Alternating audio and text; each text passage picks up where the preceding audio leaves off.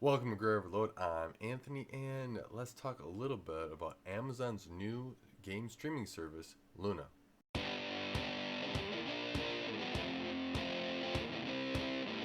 Amazon announced a lot of things last week, with one of them being Luna, this game streaming service. And over the weekend, I've been watching to see how much information kind of came out about it. I had some people in town, so I didn't get a video out, but now I want to talk about it. And I was actually surprised how quiet it's been about this gaming service. There was mentions here and there about it, and otherwise, is it going to go the Stadia route where not many people are going to even talk about it, or I don't know what Stadia's numbers are, but it doesn't seem like a lot of people are using it. And that could be a huge, red flag if people want to jump into the Amazon ecosystem of this Luna device. Now, overall, I think that Amazon may have a little bit better options here. Amazon's been known to throw more money at things and stick with things longer, even if they don't make money. So if that's the case, Google's been known to pull the plug on things, and Luna may just be around longer just by that reason alone. But if we take a jump over here and take a look at the website that they announced here, they have Luna here, and they're just saying introducing Amazon's cloud gaming service. Let's see, let's make this a little bit bigger. Cloud gaming service where it's easy to play great games on devices you already own. No waiting for lengthy download updates, just play.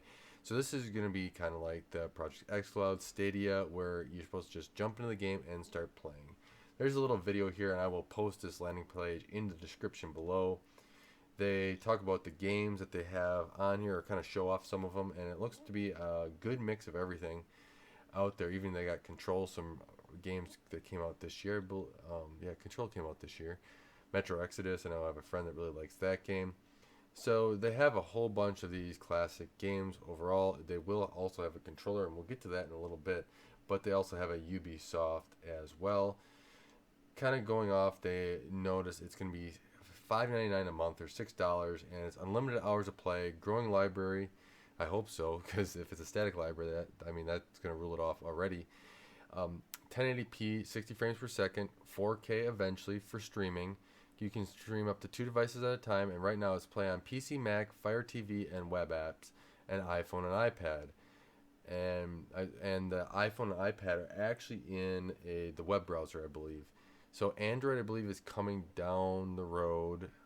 I would have thought that they would have started with Android first, or put it up there, even just use a browser for that as well, but they didn't.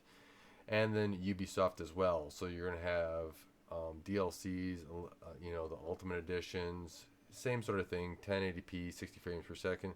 You can only play these at one device at a time. Hopefully they include this at some point, kind of like what Microsoft did with Xbox Game Pass. And remember, they're going to be competing with the Xbox Game Pass as well, which could cause some major issues for them if they don't kind of differentiate this or buy game studios. I think that's one way they can make this more viable as well. I know that they came out with some games before or tried, and they went back to close, and I believe there's another game coming out next year, and we'll see how that hits off, if it even does come out. Now, this is the controller. Kind of looks a little bit like the Xbox controller. So familiarity is going to be I think familiarity in controllers is a good thing, because then you can jump from controller to controller and use it. And when I get down to frequently asked questions, we'll see that you can use other controllers as well with this. Now, here's some other shots with it. It's going to be cloud direct technology. So they're saying these controllers are going to be talking directly to the cloud, not an intermediary step. So it's supposed to be helping with the round trip latency as well. If I understand this right, and correct me if I'm wrong in the comments below. Here, and we get another one, just pick up and play, which is kind of cool. Pick up and start up a game. That's really kind of a thing I like to do. Now these consoles are just going to start closing the gap, but this is not something I want to play on my PC. The cloud game like Project X Cloud is something I want to play on my cell phone. Something I don't have my PC, don't have my Xbox, don't have a console, don't have a PS5 around. I just want to sit back, relax. Maybe I'm up in bed, my wife's asleep, kids are asleep, and I just want to sit there, play a game for a little bit. I can do it on my phone. That's what I want to kind of see. Something like that. Allow me to not have to go to a PC to play. And this is, even my TV, I would rather just play on the Xbox at this point. And so it's also got Alexa, and it's also supposed to be, I believe, connected for Twitch as well. So you can get more done with Twitch. You can watch popular streams directly from the Luna and go from watching to playing instantly on the Luna. And this is something I wish that the Stadia had. Like, where is this in Stadia? Google should have had this right away. They have YouTube. They should have been able to do this right off the bat.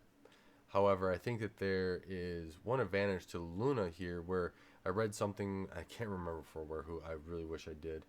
Um, I was reading a lot of stuff over the weekend, and they said it's built on Windows servers. So if that's the case, that allows you to maybe do a little bit more with it because you can run games that are already built on Windows on these devices already, on these VMs that AWS has. Whereas Google, if they don't support Linux, guess what? They have to actually get that developed and get it working on Linux, which is going to take a lot more dev time, a lot more time sink, and some developers probably do not want to do that. They're working on other things. They've made their money on these games that maybe they've already released, or if they're coming out with one, they have to now specify it just for Stadia without the knowledge of how good Stadia is in the future, and that's a real question, right? Is Stadia going to stick around? If it is, awesome. I'll put some effort into it. If you're going to kill it in a couple of years, why did I just put all that effort in and waste all those developers' hours? And that's sort of part of it. So they talk about here what it's compatible with. So here's a frequently asked questions. Feel free to scroll down, but I'll pick out some of the interesting things here before I kind of give you my thoughts on this. This is $5.99 is an introductory price. The price could change, and it very well may go up, right? Xbox Game Pass is about $10 a month. I believe Stadia is around there too. I'm guessing it's going to end up between $10 and $15 a month when all said and done, and they have all the games on there. And which controllers you can be supporting is the Luna controller, the Xbox One controller, the DualShock 4 controller, or you can use a mouse and a keyboard. So that is a nice implement as well. I don't know if Stadia supports mouse and keyboard yet. I haven't been keeping up too much with Stadia because it kind of seemed like it went off to the, I don't know. It doesn't seem like many people are focused on it. I'll do more stuff on Stadia if people are interested in it. It's just right now, even Luna's early access. Are people interested in Luna?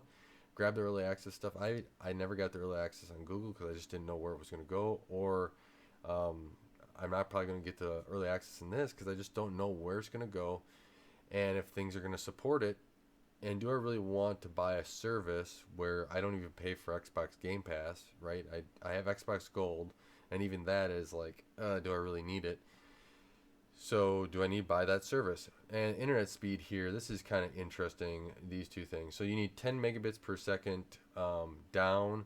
35 megabits per second is required for 4K, and I bet you that's still kind of compressed. And if you're going to do this, you can expect with cloud gaming. So if you have a data cap, it's going to be 10 gigs an hour at 1080p. So that's just 1080p, not even going to like 4K. If that is something you have a data cap for, internet companies are going to have to change how they do business if they want really gaming services to go through. And a company like Amazon, Stadia, Microsoft may be able to give enough pressure to change this so that we can actually go through and move in the right direction of not having data caps anymore and faster internet speed. So then they go through kind of what here. You got the Fire devices that you can connect up and play on, Chrome web browser, Safari web browser, your PC, your Mac.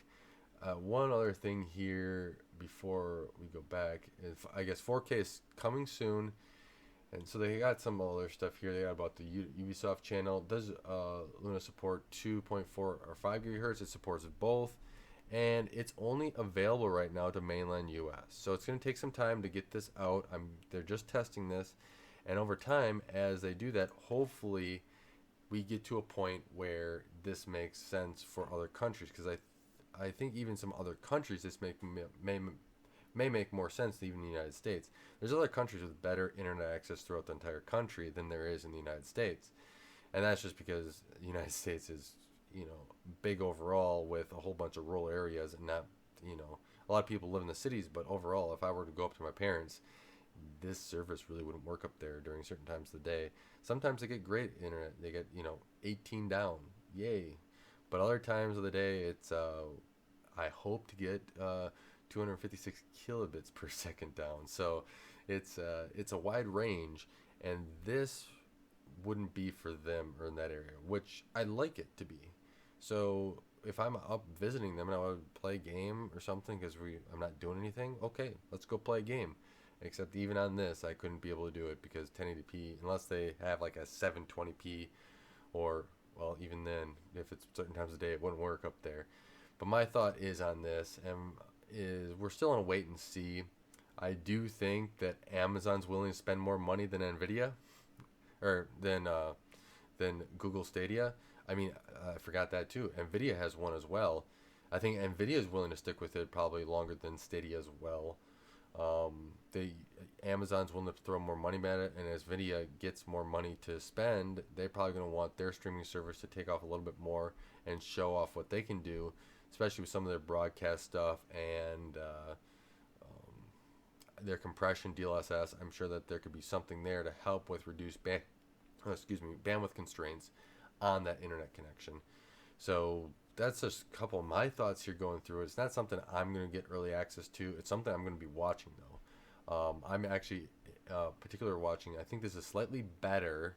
So you got Stadia here, and this is Luna's better than Stadia overall at this offering. If you got more games and more support, I also think that with Amazon willing to, they throw money at a whole bunch of stuff and see if it sticks, right? They have Alexa microwave, Alexa, anything that they can throw on with Alexa, they're going to try, right? So as they do that, and we see that they're willing to just throw things and see if they stick to a wall, maybe this is something they support and say, hey, we're going to push this forward no matter what, and we're just going to get this to work. And if they do that, it's going to be competitor with Microsoft, and who knows where that's going to lay. That means that they're going to be buying studios at some point in the future. If they do that, and it turns out that they can compete, well, then Microsoft's going to be probably also buying more console devs as well. So we'll see where that all shakes out. Who knows? We probably never have an independent dev again, which is, there's some sadness in that because I like some of these independent developers that create these new games out of nowhere that we all, love and play. So my thought is that this is slightly better than Stadia, and we're going to see how it competes, or if it can compete with Microsoft Xbox Game Pass. And remember, it's going to probably compete with Sony in some aspect because the consoles already have those games, and even going to compete with PC.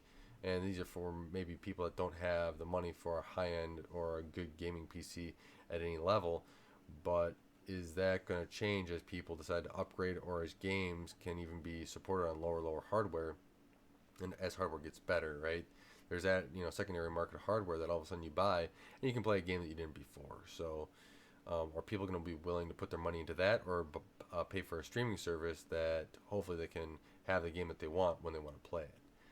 And so that's my thoughts. But let me know what your thoughts are, because I'm actually interested if this is just nobody cares about this, and we'll just move on with life, and Amazon will eventually just cancel this and move on, or if this is something that you're willing to buy and willing to check out, and why. I really want to know why. And if it's something you're going to be support, do you think, or something you support or don't support, do you think Amazon's going to have a better outcome of this than Google Stadia?